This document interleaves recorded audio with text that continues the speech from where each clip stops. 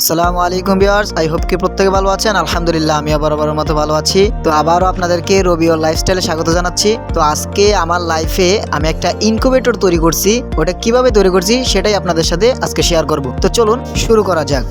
তো ইনকিউবেটরটা তৈরি করার জন্য আমরা যা যা নিয়েছি, একটা কস্টেপ নিয়েছি, এরপরে একটা 2 পিন নিয়েছি, এরপরে একটা সাইড ওয়ার্ডের লাইট নিয়েছি।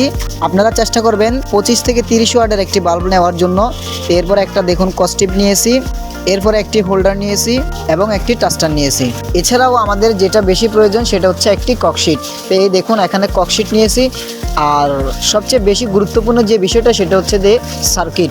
এই সার্কিটটি আপনারা ইলেকট্রনিক্সের যে কোনো দোকানে পেয়ে যেতে পারেন। অনেকেই আবার এই সার্কিটটিকে টেম্পারেচার কন্ট্রোলারও বলে থাকে। সর্বপ্রথম পুরো ককশিটটাকে আমরা ট্যাপ দ্বারা মুড়িয়ে নিব। তো এই ট্যাপটা ইউজ করার একটাই কারণ, যাতে ভিতরের বায়ু বা আর্দ্রতাগুলো বাহিরে বের হয়ে না যায়। আপনারা চাইলে এই জায়গায় কালারিং ট্যাপও ইউজ করতে পারেন। তো আমরা ফার্স্টেই এই কস্টিপ দ্বারা পুরো ককশিটটাকে মুড়িয়ে নিলাম, যেমনটি ভিডিওতে দেখতেছেন। তো ট্যাপ মোড়ানোর পরে আমাদের ককশিটটা প্রায় এরকম দেখতেছিল। তো এর পরবর্তীতে আমরা একটি হোল্ডার লাগিয়ে নিলাম, যাতে আমরা লাইটটা এখানে ফিট করতে পারি। আর আপনারা যদি ককশিট তৈরি করার চেষ্টা করেন তাহলে অবশ্যই চেষ্টা করবেন ফ্রাকগুলো বা স্ক্রুগুলো প্রবেশ করানোর সময় ককশিটের মধ্যেই থাকে। ককশিটের মধ্যে থাকলে সহজে নাড়াচাড়া কম করবে বা মজবুত হবে। তো প্রথমেই হোল্ডারের সাথে তার দিয়ে লাইন কানেকশন নিয়ে নিলাম। আমার এই জায়গায় প্রায় তার 2.5 ফিটের মতো লাগছে। আপনারা আপনাদের পরিমাণ মতো তারগুলো নিয়ে নিতে পারেন। এর পরবর্তীতে আমরা লাইনটা ভিতরে রেখে তারগুলোকে বের করে দিলাম। তো হোল্ডারের কাজ শেষ করে আমি এর পরবর্তীতে সার্কিটের কাজ ধরলাম।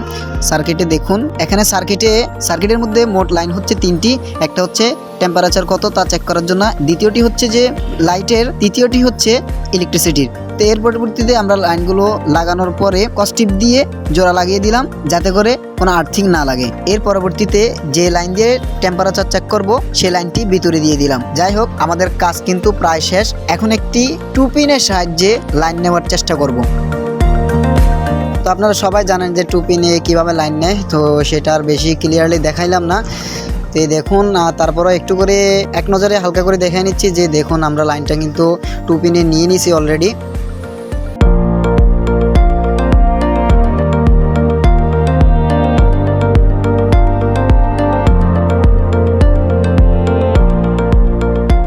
এর পরবর্তীতে আমাদের সার্কিটটা যাতে লুজ হয়ে না যায়, এই জন্য ফেরাকগুলো গুনা দিয়ে একটু টাইট করে নিচ্ছি।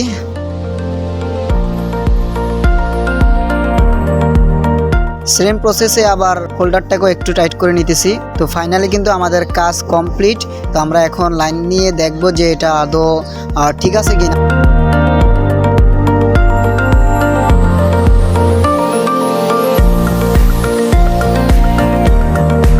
তো এটা চেক করার জন্য বাইরে নিয়ে আসলাম। তো দেখি বিসমিল্লাহ বলে এটা কেমন চলে। দেখুন মাশাআল্লাহ, আলহামদুলিল্লাহ আলহামদুলিল্লাহ। দেখুন এটা কিন্তু কাজ করা স্টার্ট করে দিয়েছে। এই দেখুন এখানে বাতি জ্বলতেছে। আমরা যদি সার্কিটটা দেখাই, এই যে এখানে দেখুন ভিতরের কতটুকু টেম্পারেচার আছে সেটা এখন দেখাচ্ছে। দেখুন 27.45 আপ ডাউন করতেছে। আমরা যদি ঢাকনাটা লাগিয়ে দিই, দেখুন এটা যদি আরেকটু কাছে আনি, দেখুন একসাথেই 28.4 চলে গেছে, 5-এ চলে গেছে। তার মানে প্রায় 1 ডিগ্রি সেলসিয়াস ইনক্রিজ হয়ে গেল। তো এভাবে করে যত আর্দ্রতা বৃদ্ধি পাবে এখানে টেম্পারেচার তত বৃদ্ধি পাবে, আর যত কমতে থাকবে টেম্পারেচার যত কমবে এখানেও নিচে ডিক্রিজ হয়ে যাবে, আর সেটা আপনাদেরকে শো করবে। আর এটা হচ্ছে একটা অটো সার্কিট। এটার দ্বারা আপনারা যদি ডিক্রিজে যত সেভ করে রাখবেন, ওই তাপমাত্রাটা যখন পৌঁছাবে তখন সাথে সাথেই লাইটটা অন হয়ে যাবে। আবার যখন ইনক্রিজের ক্ষেত্রে যে তাপমাত্রাটা আপনারা সেভ করবেন ওইটা যদি ওভার হয়ে যায়, ওভারঅল দিকে বেশি চলে যায়, তা দেখবেন সাথে সাথে এটা অফ হয়ে যাবে। যেটা এখানে দেখতেছেন যে আমরা 37.5 দিয়েছিলাম, এখন 37.6 যখন হয়েছে তখনই সাথে সাথে কিন্তু আমাদের লাইটটা কিন্তু অফ হয়ে গেছে। ঠিক তেমনি আমরা এখানে ডিক্রিজের ক্ষেত্রে আমরা 36.5 দিছি। যখন 36.5 এর নিচে চলে যাবে, যেমন 36.4 যদি এটা হয়, তাহলে সাথে সাথে আবার আমাদের লাইটটা অন হয়ে যাবে।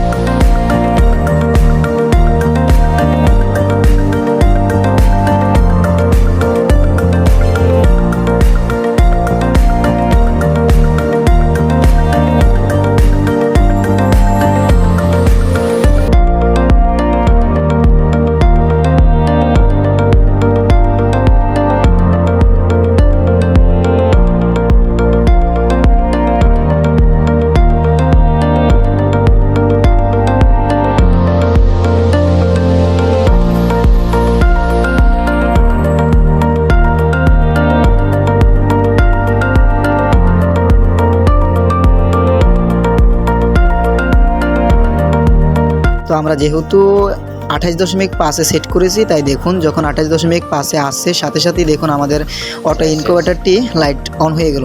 আমরা আমাদের সার্কিটটি কিভাবে সেট করেছি তা জানতে হলে অবশ্যই কমেন্ট করবেন। তো ইনকিউবেটরটি কেমন হয়েছে তা অবশ্যই কমেন্ট করে জানাবেন। আর এই ইনকিউবেটরে ডিম দেওয়া থেকে শুরু করে বাচ্চা ফোটা পর্যন্ত সমস্ত আপডেট আপনাদেরকে জানানো হবে। তো পাশেই থাকুন। Good bye everyone.